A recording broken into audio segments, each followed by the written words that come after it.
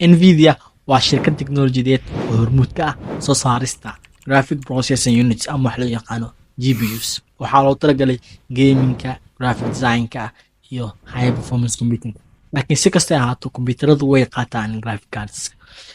Waxay sidoo kale diiradda saartaa artificial intelligence iyo machine learning iyadoo xalal soo saarta autonomous vehicleska iyo applications isticmaalaha artificial intelligence. Muuqaalkan waxa aan idinku soo bandhigi doonaa warbixin ku saabsan Nvidia. Waxaan si gaar ah u eegi doonaa sida shirkaddan uga mid noqotay shirkadaha teknoolojiyadda ugu saameynta badan maanta. Kusoo dhawaada muuqaalkan, aad baan ugu faraxsanahay marka la horkeena kasoo muuqdo. Nvidia waxaa la aasaasay 1993 magaalada Santa Clara ee gobolka California ee dalka Mareykanka. Waxaa aasaasay nin loo yaqaano Jensen Huang. Jensen Huang wuxuu ku dhashay 17 bishii 1963 magaalada Tainan ee dalka Taiwan. Wuxuu waxbarashadiisii ku qaatay dalka Mareykanka. Bachelor degrees wuxuu ka qaatay electrical engineering jaamacadda Oregon State University ee dalka Mareykanka 1984. Master degrees wuxuu ka qaatay jaamacadda Stanford Electrical Engineering iyadana wuxuuna ka dhameeyay 1992. halkaas ayuu ku aasaaseen asigii saaxiibadiis loo yaqaano Curtis Brame iyo Chris Malachowski.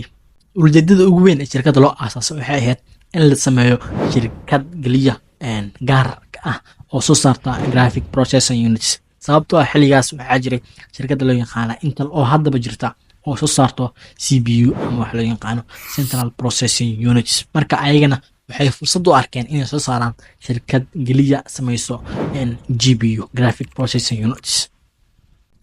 Productgoodii ugu horeeyay wuxuu ahaa wax loo yaqaano NV1. NV1 waa microprocessor. Waxaa si rasmi ah loo soo bandhigay 1995 wuxuuna ka mid ahaa productgii ugu horeeyay ee Nvidia ee processorska loogu talagalay gamingka iyo personal computerska.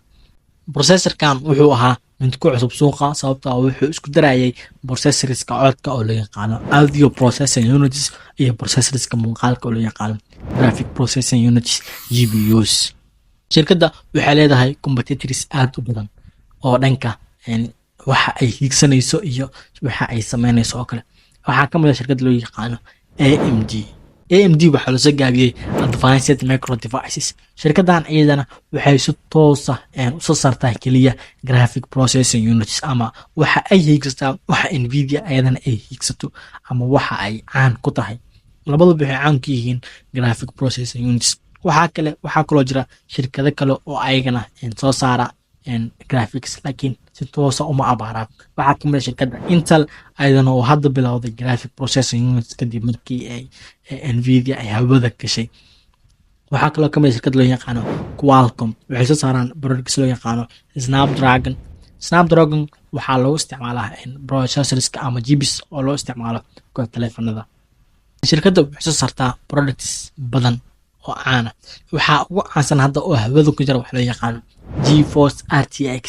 GeForce RTX ayagana waa graphic cards oo caalamka ugu taysareeya sida hadda la dhaho. Sababtoo ah GeForce RTX waa GPUska soo saaraan Nvidia graphic cards ahaan. Graphic cardskan waxaa loo aqoonsaday inay yihiin kuwa ugu fiican ee caalamka yaala GPU ahaan. Sababtoo ah waxaa in badan gatay shirkadaha Apple, Microsoft, shirkadaha kale Meta, shirkadaha Elon Musk shirkadiisa XAI iyo shirkadda loo yaqaano Tesla. wax badan ayaa la gatay sida OpenAI shirkadda ugu saameynta badan artificial intelligence. Sababtoo ah graphic cardskan waxay caan ku yihiin xawaare high performance computingka. taas awgeed ay shirkaduhu u gateen. mar dhabeed waxaa jirtay shirkaddan inay noqotay shirkadda ugu saamiga badan caalamka. waxay gaartay ilaa 3.34 trilyan oo dollar. waa number aan caadi ahayn. sababtoo ah shirkaddu waxay soo saartay processors oo aan caadi ahayn. processorskan marka waxaa ka gaday shirkadaha ugu weyn caalamka. taas awgeed ayay dadku u maalgashteen shirkaddan. muuqaalkan maanta intaas ay ku egyahay. waxaan filayaa wax badan faa'iido. fadlan haddii aad tahay markay ku wareysay fadlan janaalka subscribe muuqaalkan like sar.